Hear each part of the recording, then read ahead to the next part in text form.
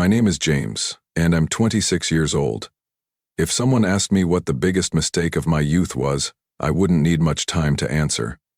It was the time I wasted on Amanda, the woman who used to mean everything to me. We met the summer I turned 24, working part-time at a small cafe in Denver, Colorado. Amanda was 21 then, a recent community college graduate, struggling to find a stable job.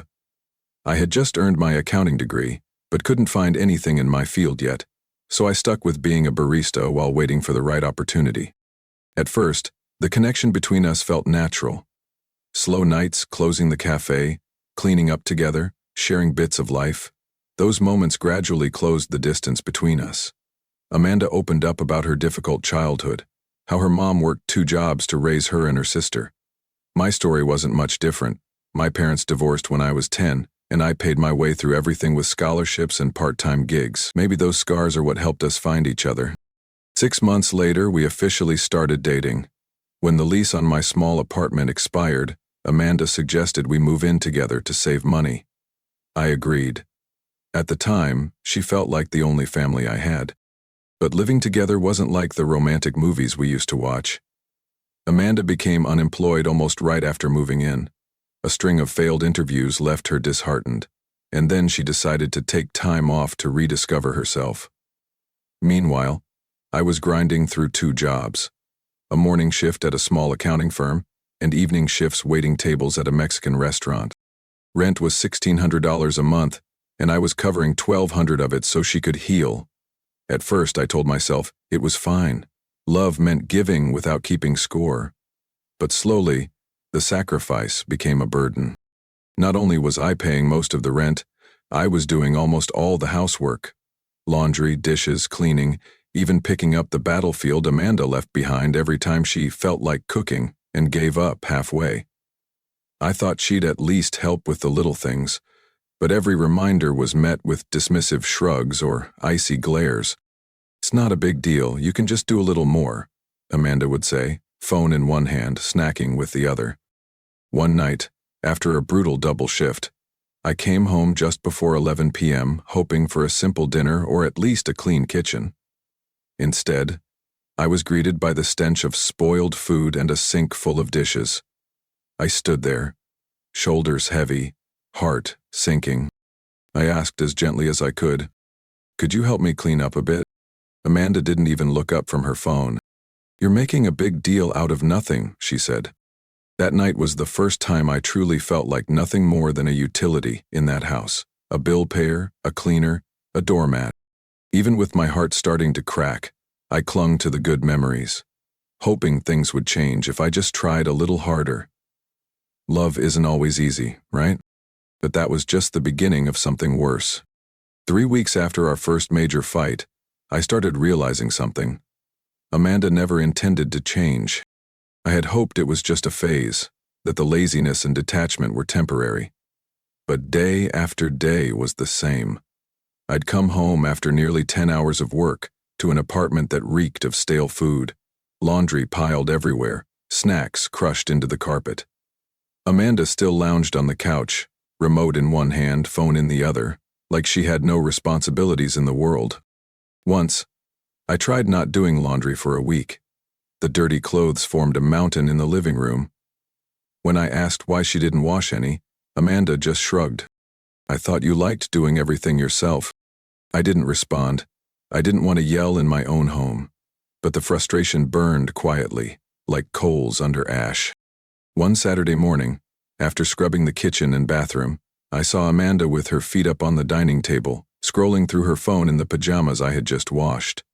A full coffee cup sat on the floor, without a coaster. It had already started to stain the rug. I froze. My mouth went dry. "You're not planning to do anything today? Anything at all?" Amanda glanced at me like I had asked the most ridiculous question. "What are you upset about? I didn't break anything." "No, you're just sitting there while everything crashes down on me." She chuckled. "You're the one doing it. Nobody asked you to." That hit like a slap. I walked into the bedroom, grabbed my notebook and pen, returned to the living room and started writing. Amanda watched me, puzzled, as I tore the page out and placed it in front of her. This is our monthly expense breakdown, I said, voice steady. Starting next month, you'll be paying half the rent and handling your own laundry and messes. No exceptions. She scoffed. Are you serious? Since when did you become so uptight? It's not sudden, I replied. I'm just tired. Silence settled between us. Amanda tossed the remote on the table and stood up. You've changed, James. You weren't like this before. Before, I thought I was loved. I'm not so sure anymore. That night we didn't speak. Amanda went to bed without touching the dinner I made. I cleaned alone, then sat under the warm light, feeling like a stranger in my own home. I followed through. I cooked only for myself, did only my laundry, and every time Amanda complained, I'd calmly remind her, that's your responsibility. She grew irritated. Every day brought a new accusation. I was selfish, cold, distant.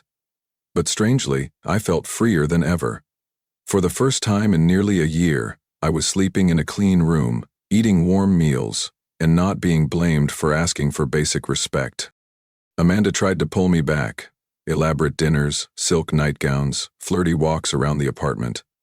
But I was no longer easily swayed. Every time I looked at her, I remembered all the silent nights cleaning, the moldy clothes, and that one line that cut deepest. Nobody asked you to. One evening, Amanda asked, do you still love me? I looked at her and answered slowly, pre-seasons? I'm not sure, but I do know I can't live like this anymore. Tension thickened between us like storm clouds. I knew something was coming, a blowout, a rebellion, or a final ending. But I wasn't afraid. I was just waiting to see what Amanda would do when she finally realized she no longer controlled the game. I came home early one Tuesday after a client meeting got canceled. As I approached the apartment, I spotted an unfamiliar SUV, luxurious, spotless, with plates from another state. Something felt off, but I told myself, probably just one of Amanda's friends. The door was unlocked. I walked in and saw Amanda in the kitchen. But she wasn't alone. Across from her sat a man in a crisp Ralph Lauren shirt, silver watch gleaming on his wrist. He looked at me and smirked. There he is, Amanda said, unfazed. James, this is Connor, my new gym manager. He just stopped by to drop off a few things.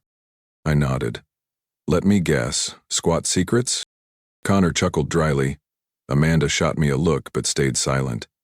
I stood for a moment, then went to my room, not wanting to make a scene. But the knot in my gut didn't untangle. Connor left about 15 minutes later.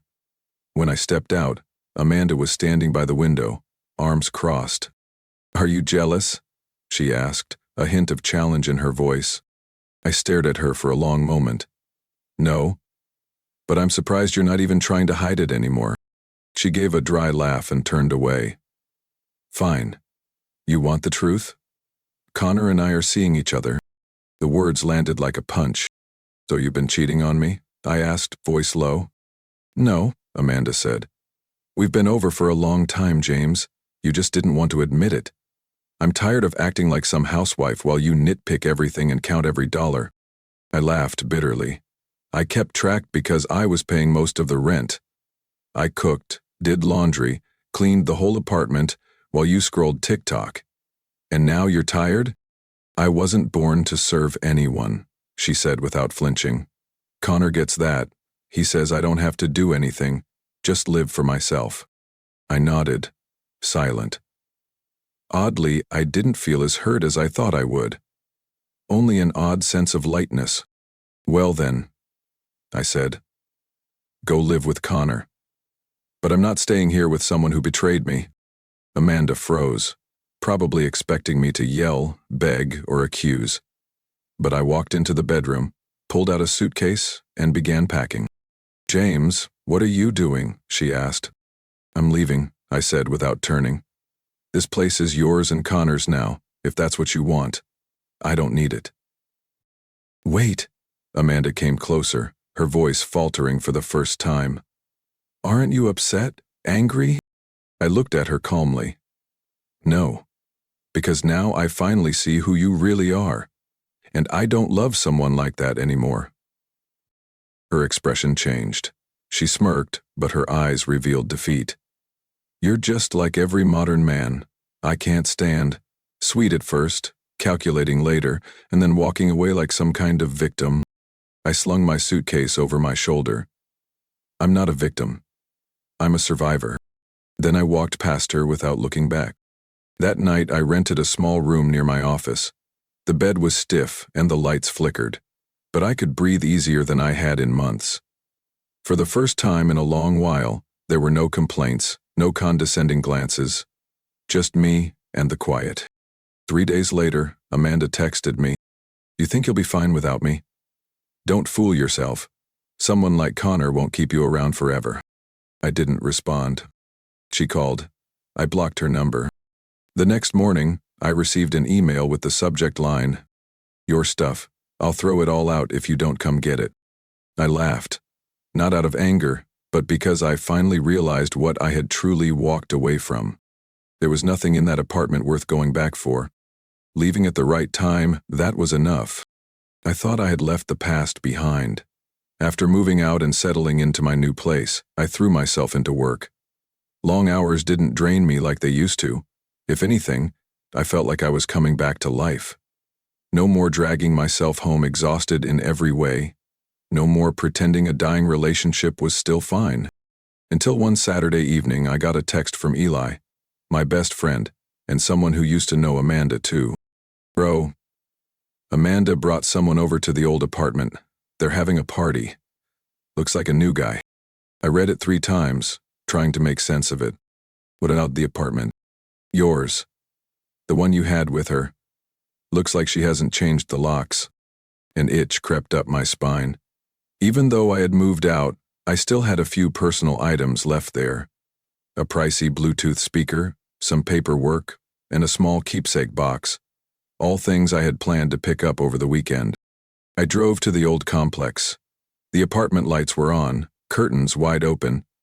Through the window, I saw Amanda laughing loudly on the couch. Next to her was Connor, the gym manager, who helped wreck our relationship. On the table were wine bottles, snacks, and gift boxes I'd never seen before. Music played loudly. A part of me wanted to walk away and forget it. But the old wooden box, my father's gift before he passed, was still in the closet. I rang the bell, the music faded, and seconds later the door opened. Amanda looked up, not the least bit surprised to see me. "Well," she said, raising an eyebrow, "look who came crawling back." Connor gave a dry laugh. "James, right? Heard plenty about you." I swallowed my anger. "I'm just here to grab a few things I left. Won't take more than 5 minutes." "Come in," Amanda said, stepping aside. "You still know your way around, don't you?" I walked in, ignoring Connor's presence, and went straight to the bedroom. I grabbed the wooden box, stuffed it into my backpack, and headed out. But just as I stepped into the living room, I heard Connor's voice, half mucking. She said you used to pay 90% of the rent? Generous guy." "Not just rent," Amanda laughed loudly. "He used to do my laundry, cook dinner every night. A real gentleman. If being spineless counts." Connor burst out laughing. "You live like a queen." I stood frozen.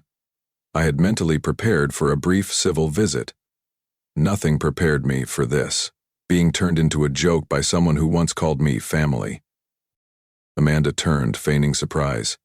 "You're still here, or want to join the conversation?" I looked at her. Not with rage, not with heartbreak, just a quiet, simple truth. "I didn't think you could be this cruel." "Oh, James," she tilted her head, voice syrupy and venomous. "You always play the victim. But the truth is, you were never strong enough to keep a woman like me. Connor gat dao tan ton. Ko I sung dang voi man huai me hon." I tightened my grip on my backpack. One thought echoed in my head. Leave. Right now. I didn't say another word. I turned and walked slowly out of the apartment. Behind me, laughter still echoed. I never looked back. Not once.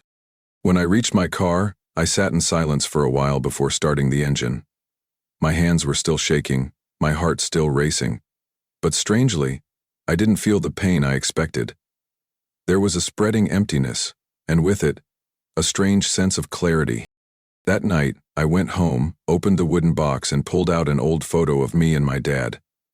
I wiped off the dust and placed it on my desk. "I'm sorry, Dad," I whispered.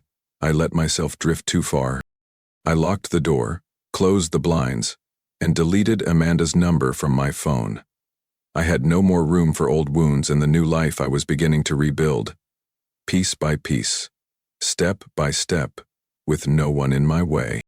One crisp fall afternoon, just after work, I was checking my mailbox in the apartment hallway when my hand pulled out a thick, cream-colored envelope, gold lettering embossed on the front. "You're invited." I thought it was a class reunion, or maybe something from work, but when I opened it, my heart stopped. Amanda and Connor cordially invite James Anderson to celebrate our wedding. Below were the date and location, a luxury resort on Lake Tahoe, and scrawled in handwriting at the bottom right corner was the line that left me speechless. "Hope you'll come see what a real high-class life looks like." I laughed out loud, not believing my eyes. She wrote that.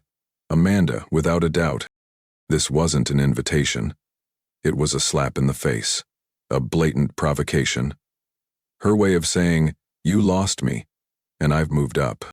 I carried the invitation back to my apartment, walking slowly. Part of me wanted to rip it up and toss it, but the other part, the one that had once fallen apart, been mocked, turned into a joke in front of strangers, whispered a different idea. This time, I won't stay silent. I placed the invitation on the table, opened my laptop and typed in the name I'd once heard Amanda casually drop while bragging about Connor's past. Lena Walters. Lena had been Connor's ex. According to Amanda, they'd dated since high school and all through college. Then, Connor dumped her to chase someone with more potential, Amanda's exact words, during a drunken slip on our third glass of wine. I typed Lena's name into Facebook. Her profile was active. Her profile picture showed a strong-eyed brunette standing on a snowy mountaintop, smiling brightly. I sent a friend request, not expecting much. 3 hours later, a notification popped up. "Lena accepted your friend request." I took a deep breath, opened the chat, and started typing. "Hi, Lena, I'm James, Amanda's ex. She's now engaged to Connor. I know this is out of the blue, but I wanted to ask you something." I told her everything. From Amanda cheating and bringing Connor into our home, to the humiliating wedding invite. I didn't sugarcoat my role or badmouth them. I just told the truth. And finally I asked, "Would you consider being my +1 to their wedding? Not to cause drama, just so they know we're not the ones left behind." The scene icon appeared almost immediately. 1 minute passed, then 5. I was about to close my laptop when a notification came through. Lena replied. I wasn't sure at first. Then I read the part where you said not to cause drama, and I laughed. "James, I know this wedding is anything but innocent. Connor wants to show off, and Amanda never knew how to be humble. So, sure, I'll go with you." I couldn't believe it. She said yes. "But I have one condition." Lena messaged again. "I'm not pretending to be your girlfriend. I'm not doing some ridiculous act. I'll go as myself, poised, confident, and not bowing to anyone." And smiled. That's more than enough. For the next 2 weeks, I didn't tell anyone. I focused on work, but in the evenings I hit the gym, updated my wardrobe, and got my edge back. Not to impress Amanda, but so I could look in the mirror and know I was standing tall again, as a man who meant something. The wedding took place on a clear Sunday morning.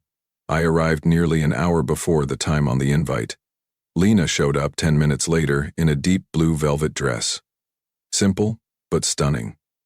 She stepped out of her Uber, hair swept up, soft red lipstick, eyes sharp as glass. "You sure you don't want to bail?" she asked, half joking. "There's no turning back now," I replied. We walked into the ceremony hall as dozens of eyes turned our way. I could feel the shift in the air as Amanda spotted me. Her eyes widened, lips pressed into a thin line. Connor, beside her, stiffened when he saw Lena. I gave a polite smile, pulled out a chair for Lena, and sat beside her like I was attending a high-stakes board meeting, not the stage someone thought would humiliate me. And I knew this performance had only just begun. Lena sat beside me at the reception, posture perfect, eyes calm as if Connor was a stranger, but I could sense the tension in her every move. No words were needed. I understood that for her, this wasn't just a visit. It was a reckoning with a chapter that never got proper closure. Connor avoided looking our way, but I noticed his shoulders twitch slightly when he saw Lena for the first time. Amanda was different. She stared at me like she wanted to burn holes through my suit, then quickly turned to whisper something to a middle-aged woman nearby, probably Connor's mother. I didn't care. The reception kicked off with the usual pomp, but inside me was a quiet storm. I hadn't come just to show up. I came to finish something, once and for all. After the opening music ended, I pulled Lena away from the reception area to a quiet corner near the back garden where no one was paying attention. There was something I needed to know. "Lena," I said softly, "I've been wondering this whole time. Why did you agree to come with me? I know things between you and Connor didn't end well." Lena crossed her arms and stared at me for a few seconds before answering. "Do you know why Connor left me?" she asked, her voice steady. "He cheated with one of my close friends. And when I found out, he didn't apologize. He said I was too ordinary and that he needed someone who made him feel more valuable. I lost everything, my friend and the man I loved." I fell silent. "And Amanda?" I asked. She let out a soft laugh. "I know her type all too well, the kind of person who lives solely for validation. I've seen some of her old posts, fake wedding photos, borrowed designer bags, rental cars shot from just the right angle. Don't think I didn't know she once got kicked out of an event for pretending to be an invited guest." I nodded, silently appreciating her sharpness. But in that moment, something clicked in my mind. I remembered a name Amanda had once let slip when we were still together. Derek, her ex before Connor. He was also a well-known gym rat in the Sacramento fitness scene. I once saw an old photo of Amanda with him at the beach. She was in a striking red bikini, proudly clinging to Derek's arm. I asked, "Do you remember Derek, Amanda's ex?" Lena squinted. "Derek Vaughn, the bodybuilder?" "Oh, absolutely. He was one of the reasons Amanda and Connor used to fight when they first started dating. Connor found out she was still messaging him. I heard from old friends. She actually cheated on Connor with Derek a few months in. That drama was all over the place back then." A fire long gone cold inside me reignited. Not because of Amanda, but because of her arrogance. The way she mocked me, humiliated me, then paraded around like she was living some luxury dream, with the same guy she once betrayed. I pulled out my phone, opened social media, and searched for Derek Vaughn. He was still active, posting shots of his sculpted body, the latest just a few days ago. A familiar name popped up in the comments. Amanda R. Under a photo of him flexing his abs was a flame emoji and the line, "Still looking like a Greek god." Lena glanced at my screen and smirked. "And you thought she just wanted to show off?" she said. I looked at the wedding invite, still folded in my coat pocket, my gaze turning colder. "My original plan was to show up and leave just to let them see I was fine," I said slowly. "But now, I think, maybe they should see something clearer. That what they're standing on isn't a castle, but sand." Lena lightly touched my shoulder. "Do what brings you peace. Just don't let anger drive you. Don't become like them." I said nothing. But part of me had already decided. If Amanda thought she could parade me into that wedding just to watch me witness her so-called glow-up, then today I'd show her the only thing she ever built was a launch pad for her own downfall. Guests began settling into their seats at the outdoor ceremony space, where each white chair was perfectly lined and draped in silk with pale gold ribbons. Everything was so precise it felt suffocating. The afternoon sunlight shimmered on the lake behind, making the scene look like something straight out of a luxury magazine. Very Amanda. Lena and I sat in the third row, directly facing the altar where the officiant stood waiting. Things seemed calm, until Connor stepped out from inside the venue. He wore a tailored tux, face slick with nervous shine, a forced smile on his lips. But the moment his eyes met mine, his entire expression froze. Then he saw Lena. I could clearly see his steps falter, just for half a second, but long enough for heads to start turning. Connor's gaze shifted from stunned to confused, to full-on panic. He quickly looked away, trying to regain composure like everything was still under control. But the first crack had already appeared. Amanda hadn't come out yet. The whispers began as the wedding music started. The double doors at the end of the aisle opened. Amanda stepped out arm in arm with her father, walking toward the altar. She wore an off-shoulder satin wedding dress that shimmered with every step. All eyes turned to her, but I looked at Lena, her face calm, like someone watching a movie whose ending she already knew. Amanda walked past me, and in that moment her eyes locked with mine. Her step faltered for just a second. Her gaze shifted to Lena. The calm on her face vanished. In that fleeting moment, I saw two things clearly: surprise and venom. But she kept walking, nodded to the officiant, and stood next to Connor. The ceremony began. The vows echoed faintly under the breeze. Connor spoke his promise, his voice slightly shaky. When it was Amanda's turn, she took a deep breath. But before she could speak, a voice rang out from the right side. "Excuse me, can I ask something?" Everyone turned. A tall man stepped out from the back row. Broad shoulders, sun-kissed face, sharp eyes. He held an envelope in one hand. I recognized him instantly. Derek Vaughn, Amanda's ex. The one Lena and I had mentioned just days ago. Connor immediately took a step back, while Amanda's face turned pale. No one stopped Derek. Maybe because he looked too confident, and the moment was already spiraling. Derek pointed straight at Amanda. "I just want to know," he said clearly, "are you still planning to text me every night after this, or should I take this marriage as the official end of our secret affair?" The venue went dead silent. Amanda's mouth dropped open. She stood frozen. Connor turned to her, face like he'd been slapped. "What is this, Amanda?" he growled through clenched teeth.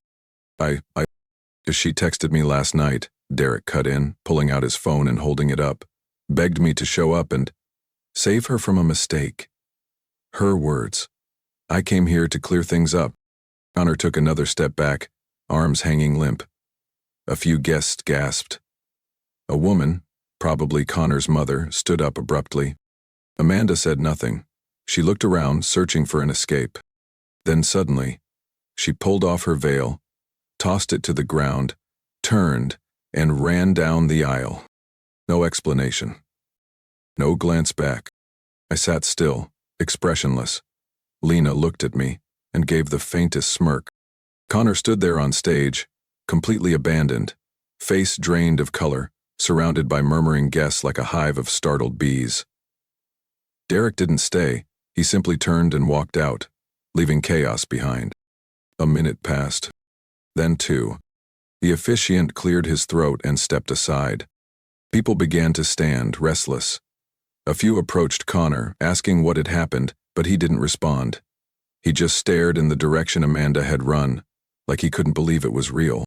I stood up and took Lena's hand. "Let's go," I said.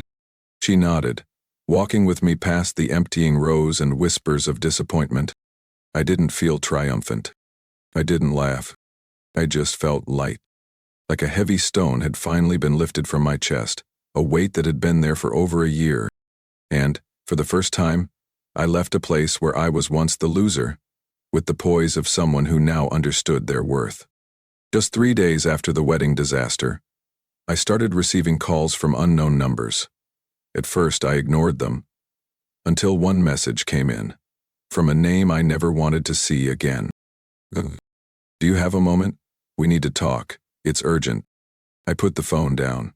No reply. But that evening, loud knocking echoed in the apartment hallway. I checked the peephole. It was Connor. I cracked the door, keeping the latch on. He looked worse than ever. Wrinkled shirt, messy hair, bloodshot eyes.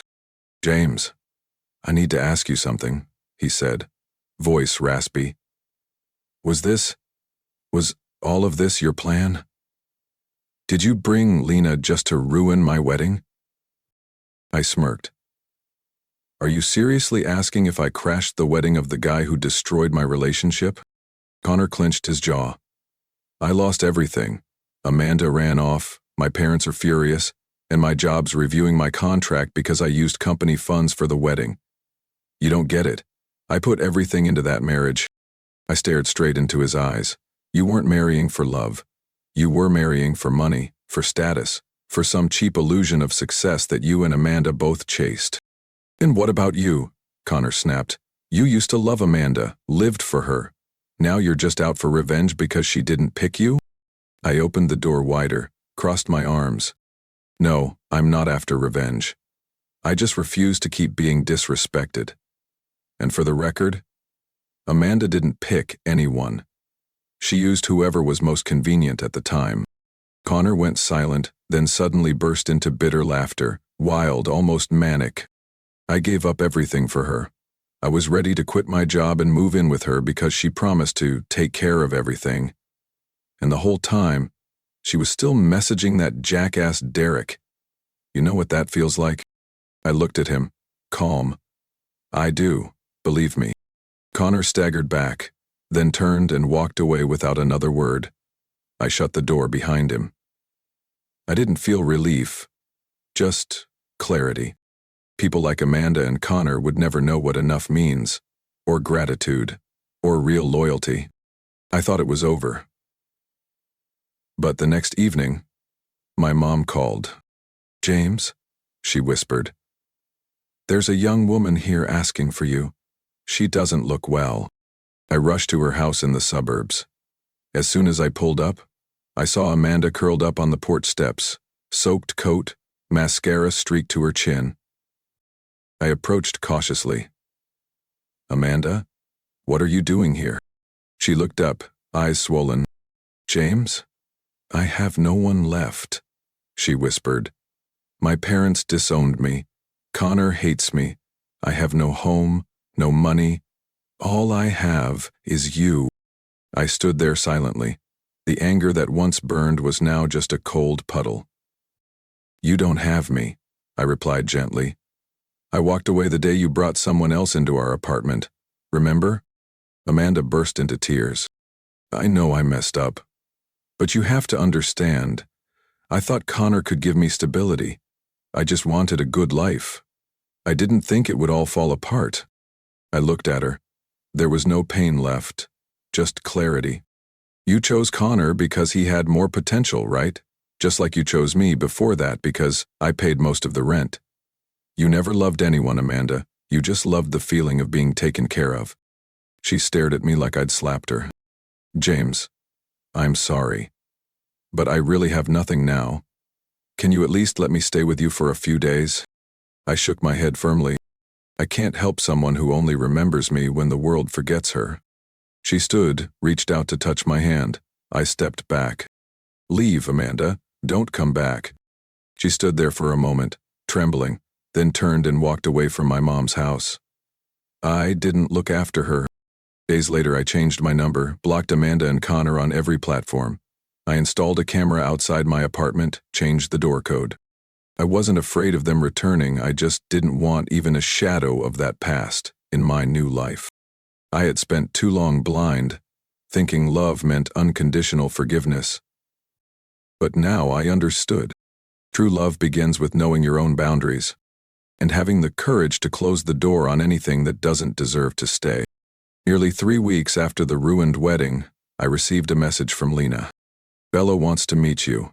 Not to explain, just to say a few things. I didn't expect that meeting. Honestly, I used to think Bella was just another version of Amanda. Flawless on the outside, hollow on the inside. But Lena spoke seriously, saying Bella had changed. And this time she wanted to talk, as a real person, not a runaway bride or someone's girlfriend. We agreed to meet at a small cafe on the outskirts of Sacramento, one of those places where no one knows you, and no one cares who's sitting across from you. Bella arrived on time. She dressed simply, no heavy makeup like before, her hair tied neatly, holding a slim notebook.